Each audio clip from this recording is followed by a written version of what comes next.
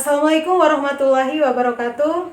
Perkenalkan, saya Saryanti, mahasiswa jurnalistik dari Universitas Halu Oleo. Di video kali ini saya akan membahas tentang topik yang sangat relevan dengan kehidupan kita sehari-hari, yaitu mengenai hukum media online. Jadi langsung saja, pembahasan pertama yaitu mengenai media digital dan tantangannya. Saat ini, hampir semua orang bisa membuat dan menyebarkan informasi melalui internet, di mana media digital seperti TikTok, Instagram, YouTube, dan portal berita online memiliki jangkauan yang luas dan instan. Namun, di balik semua kemudahan itu, ada juga banyak tantangan, seperti adanya berita hoaks, pelanggaran privasi, ujaran kebencian, dan adanya konten-konten tanpa etika. Saat ini kita hidup di era di mana siapapun bisa menjadi wartawan dadakan, bahkan cukup dengan HP dan kuota. Sayangnya, tidak semua orang sadar bahwa konten yang disebarkan itu ada konsekuensi hukumnya. Pembahasan yang kedua yaitu mengenai landasan hukum media digital. Di Indonesia sendiri, hukum yang mengatur media digital antara lain: pertama, Undang-Undang Nomor 40 Tahun 1999 tentang Pers. Undang-undang ini menjamin kebebasan pers, tapi mewajibkan tanggung jawab etik dan profesional. Kedua yaitu Undang-Undang IT Nomor 11 Tahun 2008 Revisi 2016. Undang-undang ini mengatur tentang konten ilegal, pencemaran nama baik, ujaran kebencian, dan privasi digital. Contoh pasal penting yaitu pasal 27 ayat 3 tentang pencemaran nama baik dan pasal 28 ayat 2 tentang penyebaran kebencian berbasis sara. Yang ketiga yaitu Pedoman Pemberitaan Media Cyber dari Dewan Pers. Pedoman ini menekankan akurasi, keberimbangan, dan perlindungan hak individu dalam pemberitaan digital. Pembahasan yang ketiga yaitu mengenai etika dan tanggung jawab, di mana di media online, meskipun kita memiliki kebebasan berekspresi, bukan berarti kita bebas sebebas-bebasnya.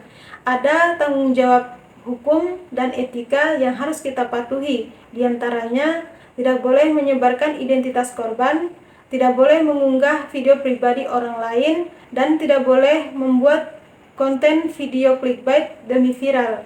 Ingat, apa yang kita sebar di internet bisa berujung ke hukum meskipun kita hanya sekedar merepost. Pembahasan yang keempat yaitu mengenai kasus pelanggaran hukum media digital yang terjadi di Indonesia.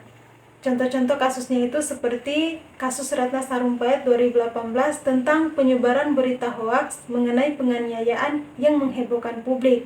Kemudian contoh kasus yang kedua itu ada kasus Joseph Paul Zhang tentang konten ujaran kebencian lintas negara, dan ini tetap ditindak hukum. Nah, dari contoh kasus ini kita bisa melihat bagaimana konten media digital itu memiliki pengaruh yang sangat besar terhadap opini publik. Untuk itu, kita harus selalu bijak dalam bermedia agar tidak memberikan dampak yang besar bagi masyarakat. Pembahasan yang kelima yaitu mengenai tantangan penegakan hukum. Jadi penegakan hukum itu tidak mudah karena ada banyak masalah. Yang pertama, banyak orang yang menggunakan akun anonim. Yang kedua, bukti digital sulit dilacak. Yang ketiga, server platform sering berada di luar negeri. Kemudian yang keempat, aparat hukum belum sepenuhnya memahami soal digital.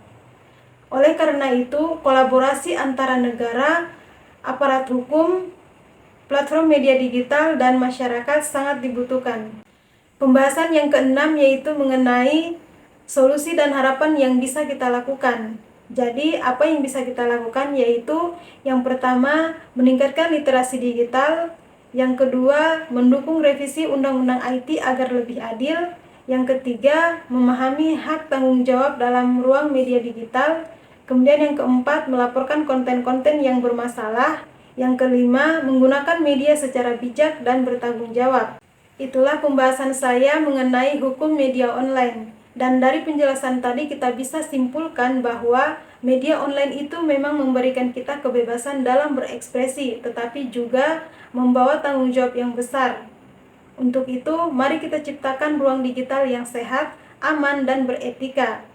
Saya Saryanti, terima kasih telah menonton video ini. Wassalamualaikum warahmatullahi wabarakatuh.